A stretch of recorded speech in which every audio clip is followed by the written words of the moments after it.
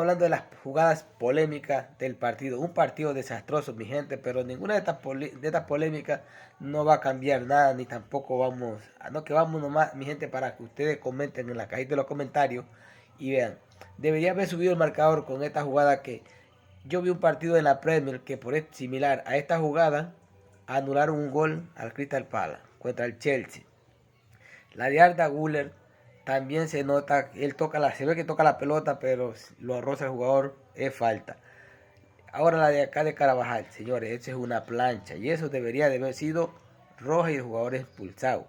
Ahora la del señor Sornosa, que se va a celebrar con la tribuna, debería de haber sido segunda amarilla. Así que señores, un partido rodoso para el olvido, mi gente, pero totalmente que se perdió y ya no hay marcha atrás. Así que mi gente, bendiciones, lo leo en la cajita de los comentarios. Háganmelo saber si estas jugadas que están aquí son